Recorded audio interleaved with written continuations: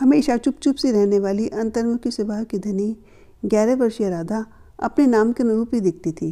रवि किरणों के समान दैदीप्यमान चेहरा, चमकदार आंखें, प्यारे से नए नक्श, जो भी उसे देखता देखता ही रह जाता। लेकिन भाग्य ने भी उसके साथ कुछ अलग ही खेल खेला था। माला और उसके पति गंगाराम को वह एक मेले में कुछ स्थानीय लोगों के साथ चूड़ियाँ बेचते हुए मिली थी। उसके बारे में पूछने पर पता चला कि उसके पिता, घर परिवार बंगाल में गंगा किनारे बसी बस्तियों में बाढ़ की विभीषिका में चपेट में आ जाने के कारण अब राधा इस दुनिया में अकेली रह गई थी। माला के तीनों बच्चे बहुत छोटे थे। एक 3.5 साल की बेटी, बेटा 2 साल का और एक गोद में था। वह तीनों बच्चों एवं परिवार की परवरिश मुश्किल से ही कर पाती थी। उसका 2 साल का बेटा किसी खिलौने की जिद कर रहा था। अचानक उसने पीछे मुड़कर देखा तो न जाने हुए कहाँ गायब हो गया था। माला और उसके पति ने पूरे मेले में भाग भाग कर बच्चे को ढूंढा, परंतु वह नहीं मिला। माला जोर जोर से रोने लगी। वहीं चूड़ियों की दुकान में काम करती राधा ने उनकी बातें सुन ली और कहा, आंटी आप परेशान मत हो, मैं ढूंढ कर लाती हूँ उसको। और पलक झपकते ही न जाने कहाँ से उसके बेटे को ढूंढ लाई। माला और उसके परिवार ने चैन की सांस ली। फिर माला और उसके पति ने दुकानदार से राधा के बारे में सब कुछ पूछा, क्योंकि वे राधा के साथ कुछ नौकरों जैसे व्यवहार कर रहे थे।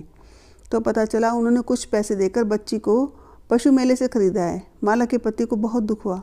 उसने अपनी पत्नी से कहा, क्यों ना हम इसे अपने पास ही रख लें। जहाँ 3 बच्चे पल रहे हैं वहाँ यह भी हमारे पास आकर पढ़ लिख लेगी। माला ने कुछ देर सोचा और बुझे मन से हाँ कर दी।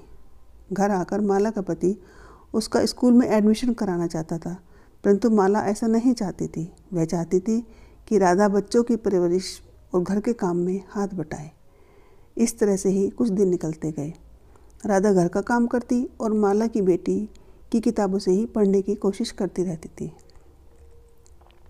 परंतु माला ने उसे कभी भी स्कूल नहीं जाने दिया और न ही अपने बच्चों जैसा प्यार दिया, जबकि राधा उस परिवार को अपना परिवार ही मानती थी।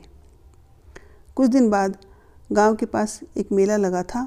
राधा ने माँ से मेला जाने की इच्छा जताई, परंतु माला ने साफ मना कर दिया। राधा ने बहुत कहा, सिर्फ 10 रुपये दे दो, मुझे कुछ लाना है। इस बार माला ने अनमने भाव से 10 रुपये दे दिए और बोली, जा जो तुझे करना है कर ले। राधा पड़ोस के बच्चों के साथ मेला देखने गई और अपने तीनों बहन भाई के लिए छोटे छोटे खिलौने खरीद लाई। बच्चों के हाथ में खिलौने देख माला का मन पसीज गया। उसने राधा से कहा, तुम अपने लिए कुछ नहीं लाई, तुम चुटकुलों की किताब लाना चाहती थी ना। राधा ने कहा, माँ खिलौने से इन्होंने खेला या मैंने खेला, बात तो एक ही है ना।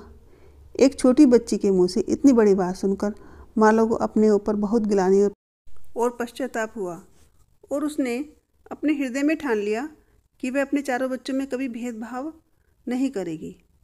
माला ने कसम खाई कि जो बच्ची अपने माता पिता की दुनिया से चले जाने के बाद भी मेरे परिवार को अपना परिवार मानती है, उसको पढ़ा लिखा कर अपने पैरों पर खड़ा करने में वह कभी भी कोई कोर कसर नहीं छोड़